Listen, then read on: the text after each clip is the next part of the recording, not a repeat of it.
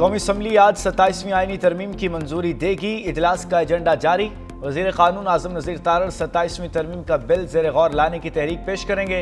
पहले बिल की शिकवार मंजूरी ली जाएगी। हर शिक पर 2/3 अरकान का वोट लाजिम है और इसके लिए 224 अरकान की ज़रूरत होगी। हुकूमत को 238 अरकान की हिमायत हासिल है।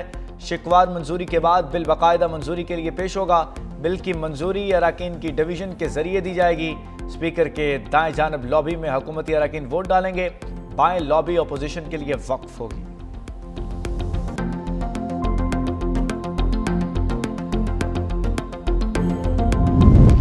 इस्लामाबाद के चहरी खुदकुश धमाके की इब्तदाई तहकीकात में अहम पेशरफ्त। ज़राए के मुताबिक हमलावर पैदल के चहरी तक पहुंचा। मौके पर मौजूद पुलिस एहलकारों के बयानात रिकॉर्ड कर लिए गए। फ्रेंसिक और जियो फेंसिंग की अमल भी मुकम्मल कर लिया गया। इब्तदाई तहकीकात के मुताबिक हमलावर एक ही था जिसने धमाके में 7 से 8 किलो बारूदी मवाद इस्तेमाल किया। ज़राए के मुताबिक मुतलका एएसआई ने फौरी तौर पर पुलिस कंट्रोल रूम को कॉल करके वाक़े की इत्तला दी और नफरी तलब की। हसास इदारे सीटीडी और इन्वेस्टिगेशन टीमें अलग अलग शवाहिद का जायजा ले रही हैं। सेफ सिटी की मदद से हमलावर के रूट को ट्रेस कर लिया गया। एक गाड़ी और मोटरसाइकिल को मशकूक करार दिया गया। मज़ीद तहकीकात जारी।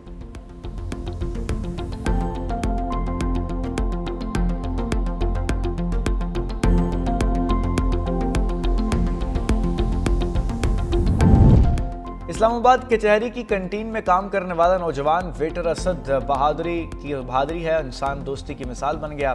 असद कैंटीन में मसरूफ था। धमाके की आवाज़ सुनते ही एंट्री गेट पर पहुंचा। असद ने 8 से 10 जख्मियों को जाए वक़ूअत से उठाकर अस्पताल मुंतकिल करने में मदद दी।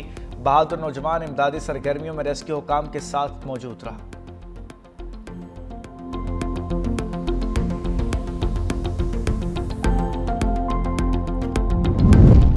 पार्लिमानी सिफारतकारी की अहमियत बहुत बढ़ गई है। स्पीकर कॉन्फ्रेंस पार्लिमानी राब्तों को फ़रोग़ का जरिया बनेगी।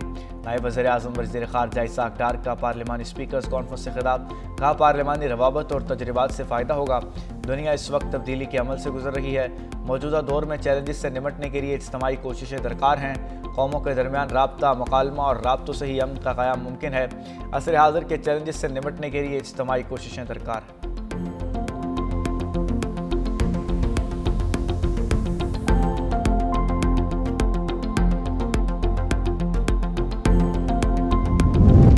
नेशनल क्राइम एजेंसी बरतानिया के आला सतह के वफ्द का ANF हेडक्वार्टर्स का दौरा।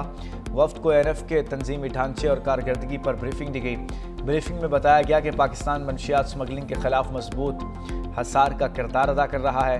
मुलाकात में इंसदाद मनशियात के शोबे में ताउन बढ़ाने, इंटेलिजेंस के तबादले और मुश्तरका इक़दाम पर इतफाक। DGNCA ने ANF की पेशावराना सलाहियतों को सराहा।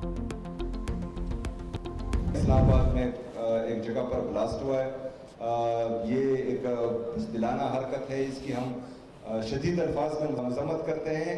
और इस तरह जो है कल हमारे वाना में भी एक कैडेट कॉलेज पर अटैक हुआ था, उसकी भी हम मज़म्मत करते हैं। और इन चीज़ों से जो है हम डरने वाले नहीं है। इंशाल्लाह पूरे पाकिस्तान में और खुसूसी तौर पर खैबर पख्तूनख्वा में अमन लेकर आएंगे इंशाल्लाह। वज़ीर आला खैबर पख्तूनख्वा सोहेल आफरीदी की इस्लामाबाद और वाना में दहशतगर्द हमलों की मज़म्मत। कहा, मासूम तलबा और शहरियों को निशाना बनाना इंतहाई बुज़दिलाना और अफसोसनाक इक़दाम है। ऐसे हमले हमारे हौसले पस्त नहीं कर सकते। सूबे से दहशतगर्दी के मुकम्मल खात्मे और क़याम अमन के लिए पुरअज़म है। खैबर पख्तूनख्वा में तमाम सियासी, मजहबी और कबायली अमायदीन पर मुश्तमिल अमन जरगा मुनक़्क़िद किया जा रहा है।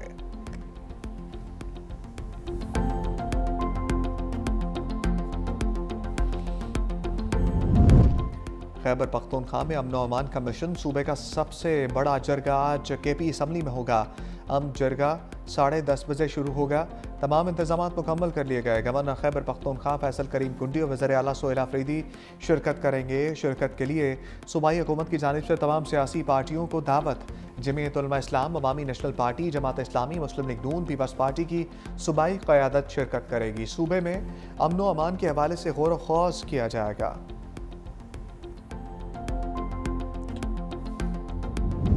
वो मुशावरत से ही होनी चाहिए और हमेशा आइन में तरमीम जो है वो लार्जर कंसेंसस डेवलप करके की जाती है। एक इंडिपेंडेंट आइनी अदालत के क़याम का अलग से तो उस तजवीज़ पे सारों की राय ली गई। सब रहनुमाओं से गाहे बगाहे इंगेज किया और फाइनली सर ये कंसेंसस हुआ कि फेडरल कॉन्स्टिट्यूशन कोर्ट जो है वो कायम कर दी जाए।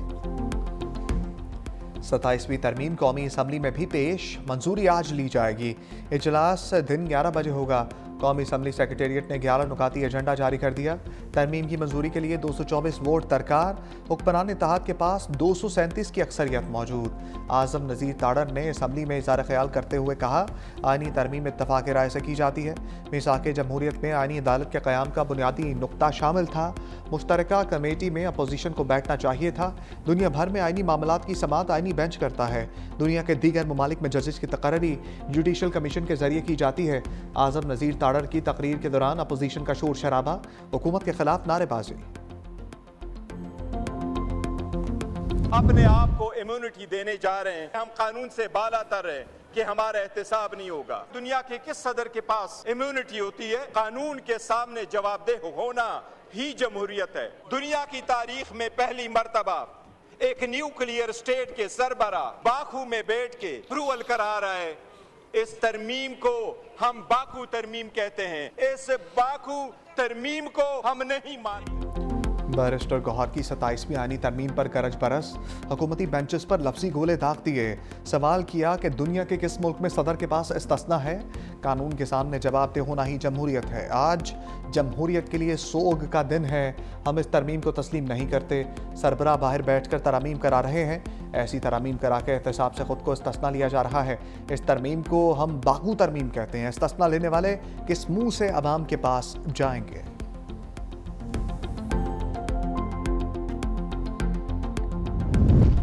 शाजिया मलिका 27वीं तरमीम को बाकू तरमीम कहने पर जवाबी एक्शन। कहा, आपने बाकू तरमीम की बात की। बाकू हमारा दोस्त मुल्क है। इस्तिस्ना दीगर ममालिक में भी सदूर को हासिल है। आपने चाइना के साथ ताल्लुकात ख़राब किए। वफूद के साथ दूसरे ममालिक जाते हैं लेकिन कमेटीज़ में नहीं आते।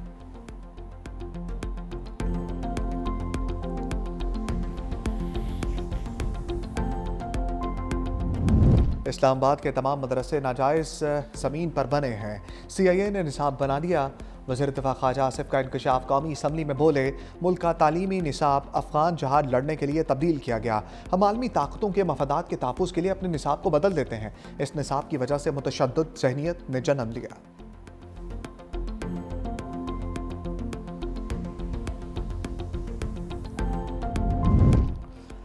सेनेट इजलास की तारीख में तब्दीली। ईवान बाला का इजलास कल के बजाय आज होगा। चेयरमैन सेनेट ने इजलास 13 नवंबर तक मुलतवी किया था।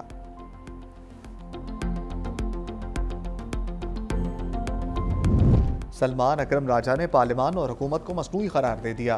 कहा, हारे हुए लोगों को हुकूमत देकर जाली 2/3 अक्सरियत दी गई। ये वफाकी आईनी अदालत इसी मसनूई निज़ाम के नतीजे में बनेगी। आइन से खिलवाड़ करने वालों और करप्शन करने वालों को कानून से मुबर्रा कर दिया गया। असद कैसर कहते हैं, अब तो सिर्फ अल्लाह की अदालत रह गई है। 18वीं तरमीम तमाम सियासी जमातों के इत्तफाक से हुई। एमल वली ने भी 27वीं तरमीम का साथ दिया। अफगानिस्तान के साथ मामला ठीक नहीं। उम्मीद है अमन जरगे में तमाम सियासी जमातें शरीक होंगी। राजा नासिर अब्बास ने कहा, ये समझते हैं कि आईनी तरमीम उनको अवाम के गैज़ो गज़ब से बचा लेगी। ये पाकिस्तान की सालमियत, इज्जत और वक़ार पर हमला है।